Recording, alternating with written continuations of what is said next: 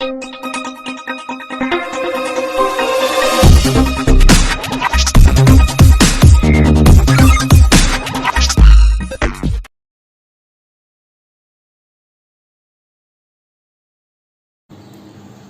this is Veda from Epo Trade Education. இந்த வீடியோவில் நம்ம என்ன பார்க்க போகிறோம் அப்படின்னு கேட்டிங்கன்னா, டெய்லி ஸ்டாக் மார்க்கெட்டில் ஒரு 2000 நம்மளால் சம்பாதிக்க முடியுமா அப்படிங்கிறத தான் வந்து நம்ம பார்க்க போகிறோம். இதுக்கு நம்ம என்ன டூல் யூஸ் பண்ண போகிறோம், என்ன ஸ்ட்ராட்டஜி அதை பில்ட் பண்ண போகிறோம், நம்ம எப்படி என்ட்ரி எடுக்க போகிறோம், எப்படி நம்ம எக்ஸிட் ஆக போகிறோம், அதை தான் வந்து இந்த வீடியோவில் பார்க்க போகிறோம். ஸோ நீங்கள் இது வரைக்கும் நம்ம சேனலை சப்ஸ்கிரைப் பண்ணலைன்னா சப்ஸ்கிரைப் பண்ணிவிட்டு பெல் ஐக்கானை கிளிக் பண்ணிக்கோங்க. நாம் போடுற ஒவ்வொரு வீடியோஸும் வந்து உங்களுக்கு அப்டேட் ஆகிறதுக்கு ஈஸியாக இருக்கும். வாங்க நம்ம சார்ட்டில் வந்து பார்க்கலாம்.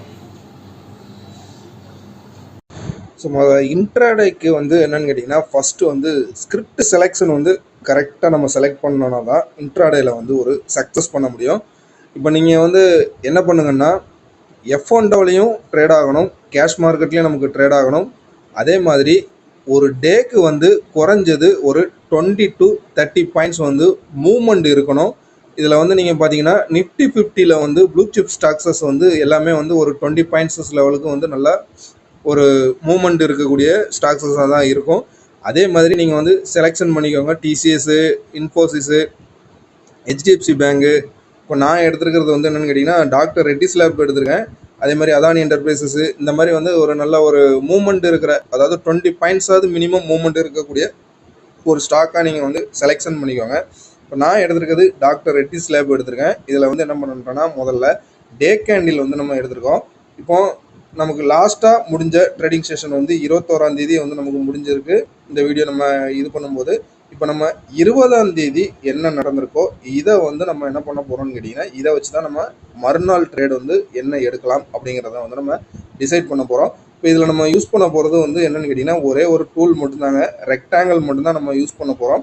ஸோ இதை யூஸ் பண்ணி நம்ம எப்படி நம்ம ஒரு ட்ரேட் எடுக்கலாம், இல்லை நம்ம இதை வந்து ஹாரிசாண்டல் கூட வந்து பண்ணி எடுத்துக்கலாம். பட் ஆனால் இது வந்து நமக்கு கொஞ்சம் ஒரு ஈஸியான மெத்தடாக இருக்குங்கிறதுனால இந்த ரெக்டாங்கிள் வந்து நம்ம எடுத்து பண்ண போகிறோம். இப்போ நம்ம ப்ரீவியஸ் டேவுடைய ஹை அண்ட் லோவை வந்து என்ன பண்ண போகிறோம்னா, ரெக்டாங்கிள் எடுத்துகிட்டு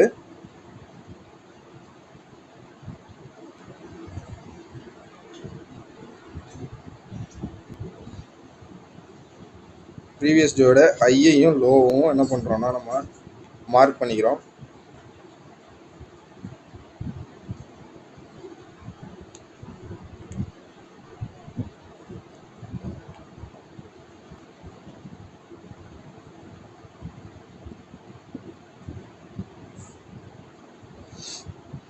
இப்போ அடுத்ததாக இப்போ நம்ம வந்து என்ன பண்ண போகிறோம்னு கேட்டிங்கன்னா, டைம் ஃப்ரேமை வந்து இதை என்ன பண்ண போகிறோம், 3 மினிட்ஸுக்கு வந்து நம்ம மாற்றிக்க போகிறோம்.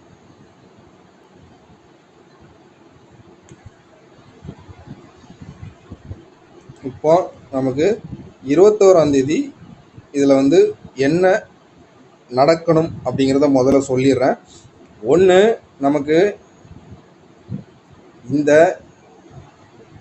ரெசிஸ்டன்ஸ் லெவலை பிரேக் பண்ணி ஒன்று மேலே போகணும். அப்படி இல்லைன்னா அந்த இடத்த உடைக்க முடியாமல் திருப்படி என்ன ஆகணும்னு கேட்டிங்கன்னா, கீழே வரணும். இந்த இடத்த உங்களுக்கு திரும்ப உடைச்சதுன்னா மறுபடியும் என்ன ஆகணும்னு கேட்டிங்கன்னா, நம்ம ப்ரீவியஸ் டேயோட லோ வந்து ஒரு டார்கெட் பாயிண்ட்டாக வரணும். நமக்கு இந்த இடங்களில் நமக்கு ஒரு என்ட்ரி பாயிண்ட் கிடைச்சா மட்டும்தான் நம்ம என்ட்ரி எடுக்கணும். இப்போ பார்த்தீங்கன்னா மார்க்கெட் வந்து உங்களுக்கு க்ளோசிங் வந்து என்னென்னா, இந்த இடத்துல வந்து உங்களுக்கு க்ளோசிங் ஆகிருக்கு. மறுநாள் ஓப்பன் வந்து என்னென்னு கேட்டிங்கன்னா, இந்த ஹை பாயிண்ட்டுக்கும் லோ பாயிண்ட்டுக்கும் இடையில தான் மார்க்கெட் ஓப்பன் ஆகிருக்கு. நம்ம என்ன பண்ணோம்னா வெயிட் பண்ணுறோம். உங்களுக்கு 1 2 3 4வது கேண்டில் வந்து உங்களுக்கு 9:24க்கு என்ன ஆகுதுன்னு கேட்டிங்கன்னா, இந்த ஹையை வந்து உடச்சி மேலே க்ளோசிங் வைக்குது. இப்போ நம்ம என்ட்ரி எப்படி எடுக்கணும் அப்படின்னு கேட்டிங்கன்னா, இந்த கேண்டில் எந்த கேண்டில் நமக்கு உடச்சி மேலே க்ளோசிங் வச்சுருக்கோ அந்த கேண்டிலுடைய ஹாஃப் பாடியை வந்து என்ன பண்ணணும்னா நம்ம என்ட்ரி லெவலாக எடுத்துக்கணும். அந்த கேண்டிலுடைய லோவை வந்து நம்ம ஸ்டாப் லாஸாக வச்சுக்கிடணும். இப்போ இந்த கேண்டிலுடைய மிடில் பாயிண்ட் வந்து என்னென்னு கேட்டிங்கன்னா, 5995 அப்படிங்கிற இந்த பாயிண்ட்டை வந்து நான் என்ட்ரி பாயிண்ட்டாக எடுத்துருக்கேன். நமக்கு அடுத்த கேண்டிலே வந்து என்ட்ரி கிடச்சிருச்சு. 5994 வந்து லோ பாயிண்டாக வந்திருக்கு. அடுத்து பார்த்தீங்கன்னா உங்களுக்கு அங்கே இருந்து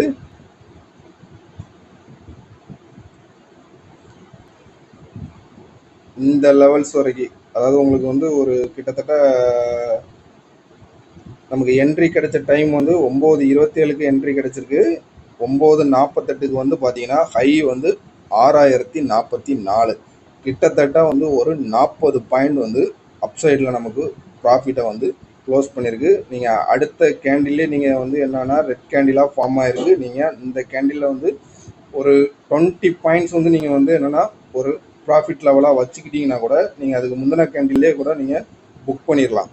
இப்போ ஒரு 100 ஷேர்ஸ் வந்து நீங்கள் அதில் பை பண்ணிங்கன்னா உங்களுக்கு இன்ட்ராடேயில் வந்து உங்களுக்கு என்னென்னு கேட்டிங்கன்னா ஆல்ரெடி நம்ம இப்போ கேஷ் மார்க்கெட்டில் வந்து நமக்கு வந்து என்னென்னு கேட்டிங்கன்னா ஒரு இப்போ 10,000 வச்சுருந்தோன்னா ஒரு சில பேர் என்னங்கன்னு கேட்டிங்கன்னா மார்ஜின் வந்து உங்களுக்கு 10x வரைக்கும் வந்து ஒரு சில புரோக்கர்ஸ் வந்து கொடுக்குறாங்க.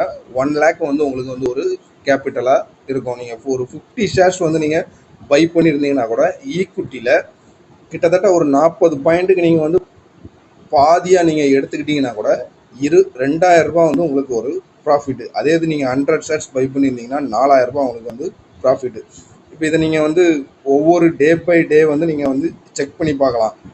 என்ட்ரி பாயிண்ட்ஸ் நமக்கு வந்து எங்கெங்கெல்லாம் எடுக்கணும் அப்படிங்கிறத வந்து சொல்கிறேன். ஒன்று, இதை நம்ம பிரேக் பண்ணி மேலே வந்து ஒரு லாங் பாடி கேண்டிலாக க்ளோசிங் வச்சுதுன்னா நம்ம பை என்ட்ரி எடுக்கலாம், அதுவும் அந்த கேண்டிலோடைய ஆஃபில். அதே நேரம் இந்த இடத்துல இருந்து ரெசிஸ்டன்ஸை பிரேக் பண்ண முடியாமல் ஒரு ரிவர்சல் ஃபார்ம் ஆச்சுன்னா அங்கேருந்து என்ன செய்யலாம்னா, அதாவது இந்த மாதிரி பிரேக் பண்ண முடியாமல் ஒரு ரிவர்சல் ஃபார்ம் ஆச்சுன்னா ஒரு செல் சைடு போகலாம். இல்லைனா F&O பண்ணுறவங்க வந்து ஆப்ஷன் எடுத்துறதா இருந்தால் புட் ஆப்ஷன் எடுக்கலாம். டார்கெட் பாயிண்ட்டாக நம்ம மிடில் பாயிண்ட்டை செட் பண்ணிக்கலாம்.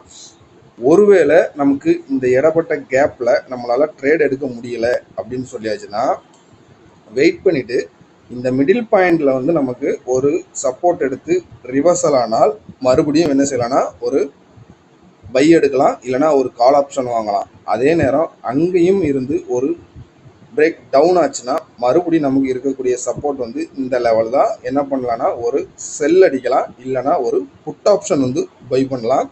டார்கெட் பாயிண்டாக இந்த லெவலே நம்ம வச்சுக்கலாம். இது வந்து ஸ்டாக்குக்கு மட்டும் கிடையாது, இன்டெக்ஸ்லேயுமே வந்து நல்லா யூஸ்ஃபுல்லாக இருக்கும். இதை நீங்கள் என்ன பண்ணுங்கன்னா ஒரு பேக் டெஸ்ட் பண்ணி பாருங்கள். அதே மாதிரி 1 வீக்குக்கு வந்து நீங்கள் என்ன பண்ணுங்கன்னா இதை ஒரு விர்ச்சுவல் ட்ரேடோ இல்லைனா ஒரு பேப்பர் ட்ரேடோ பண்ணி பாருங்கள். அதில் உங்களுக்கு நல்ல ஒரு அக்யூரசி தெரிஞ்சிச்சுன்னா நீங்கள் இதை நீங்கள் ரியல் ட்ரேடுக்கு நீங்கள் எடுத்து யூஸ் பண்ணிக்கலாம். இந்த வீடியோ உங்களுக்கு வந்து ஒரு யூஸ்ஃபுல்லான வீடியோவாக இருக்கும்னு நம்புகிறேன். பிடிச்சிருந்துச்சுன்னா லைக் பண்ணுங்கள், நம்ம சேனலை சப்ஸ்கிரைப் பண்ணுங்கள். தேங்க்ஸ் ஃபார் த வாட்சிங்.